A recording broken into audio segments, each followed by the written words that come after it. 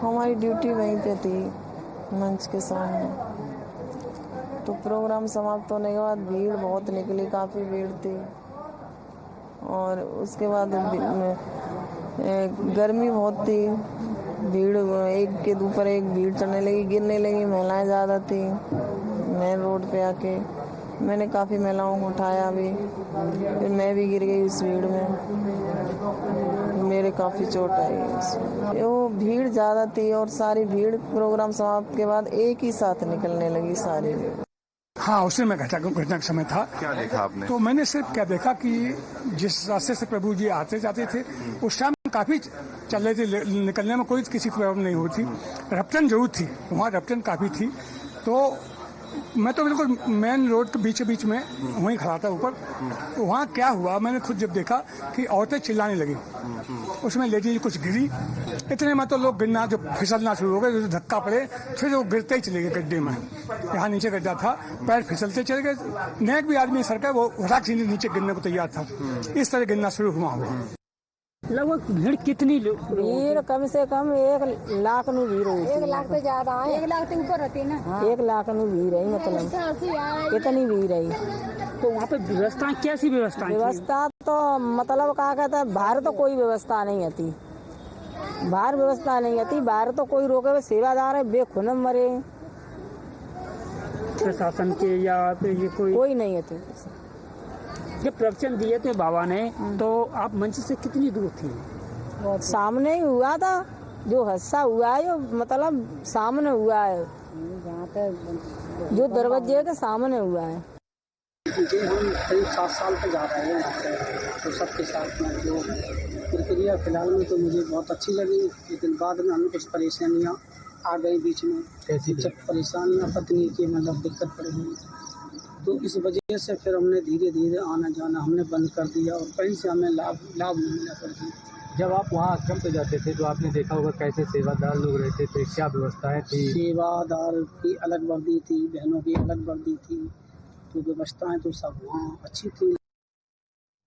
Adib, let's once again highlight for viewers just joining us on this broadcast about the latest update in the investigation. 6 arrests have taken place. 6 of them are sevadars of the organization who had the responsibility of managing the crowd. As per the police, when the chaos broke out, they fled from the spot. There is an allegation of evidence destruction as well. There's another name that has been taken by the police, and that name is of a Ved Prakash Madhukar. Who is this Ved Prakash Madhukar? Well, Sagarika, see, this Prakash Madhukar, he has now been named by the police, and his name is also in the FIR.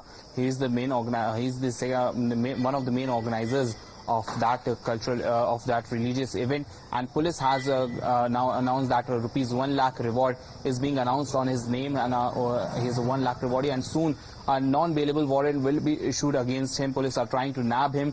Currently, police has no clue about his whereabouts. So multiple raids are going on across UP to nab all the accused who have been named in the FIR. So far, police have arrested 6 people, which includes 4 men and 2 women. All these 6 are the sevadars, which were responsible in the were responsible for the organizing of that religious event. They were responsible for the crowd management, which they failed to do, and police have arrested them. Now the police investigation has already begun. Police is saying that we are investigating each and every matter, but when they are being asked about the self-styled godman Surajpal, they are trying to skip that question. They are saying that if needed, we will be questioning him, and the judicial inquiry has also been set up. The judicial inquiry being headed by the retired judge. They will be investigating it thoroughly. But the Uttar Pradesh police are raiding multiple points. IG also mentioned, Adib, that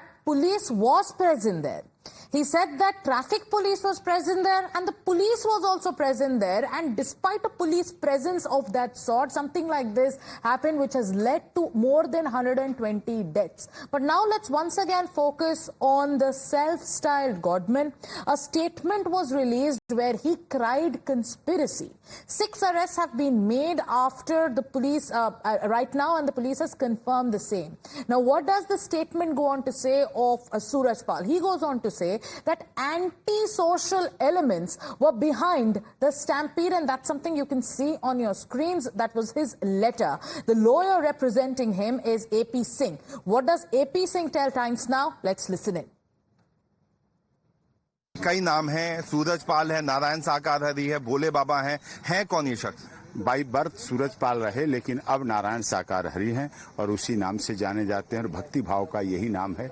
और इसी के तहत उन्होंने मानव मंगल मिलन सद्भावना समागम की स्थापना की और मानवता भाईचारे, मानवता भलाई के लिए काम कर रहे हैं। और ऐसा कौन सा भाईचारा कि पुलिस कह रही है कि वहां से वो निकल गए, उसके बाद आए भी नहीं। 121 लाशें पड़ी थी। अगर आप अपने समर्थकों के लिए इतनी ज्यादा समर्पित हैं एपी सिंह जी, तो वो वापस लौट के क्यों नहीं आए? पूरी व्यवस्था क्यों नहीं की? आप जिम्मेदारी अगर ले रहे हैं किसी सत्संग को करवाने, तो वहां पे आप पुलिस को भी नहीं घुसने दे रहे हैं। ये योगी आदित्यनाथ सारे आरोप गलत हैं। कोई जिम्मेदारी नारायण साकार हरि की नहीं है। मानव मंगल मिलन सद्भावना कमेटी आयोजन करती है, कमेटी के आयोजन करता है। नारायण साकार हरि का सख्त निर्देश है, कोई डोनेशन नहीं, कोई चंदा नहीं, कोई चढ़ावा नहीं, कोई दान पात्र नहीं। ये आपने देखा भी है। कोई डोनेशन नहीं तो इतनी बड़ी बड़ी अटालिका कैसी बनी? क्या अटालिकाएं नहीं है, लोगों के आश्रम के अपने लोगों के उनके द्वारा बनाए गए हैं। बुलाते हैं, वो रुकते हैं, उनके कोई नाम नहीं, उनका कोई बपौती नहीं, ना उनका कोई है। उन्होंने सदैव अपनी पेंशन जो वीआरएस से मिलती है उससे अपना जीवन यापन। एएसआई के पेंशन इतना कि के साथ रहते, मैनपुरी में आश्रम हो गया, यहाँ हो गया, डोनेशन नहीं ले रहे हैं, ऐसा कैसे पॉसिबल? सवाल पूछ रहा हूं मैं क्योंकि ये वाजिब सवाल है। ये बिल्कुल वाजिब सवाल है, लोगों को जानना चाहिए। और आप बहुत बड़े न्यूज चैनल के ब्यूरो हेड हैं और सब कार्य करते हैं। आप देखिए, उनकी कोई संपत्ति नहीं है। वो अपनी वीआरएस से अपना जीवन चलाते हैं, जो पेंशन है। उनका कोई दान पात्र चढ़ावा नहीं है।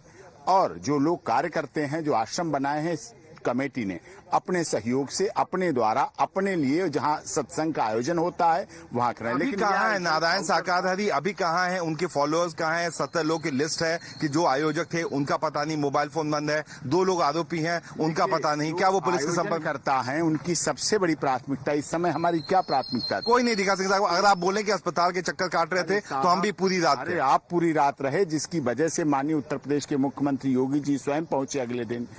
चीफ सेक्रेटरी हादसा हुआ तब पहुंचे, को भेजा, सबको भेजा, वहां देखा, सहायता राशि दे रहे हैं। So the police confirm that they will question the self-styled godmen if the need arises. And after follow-up questions were asked by reporters in that press conference, you saw how the IG felt visibly uncomfortable.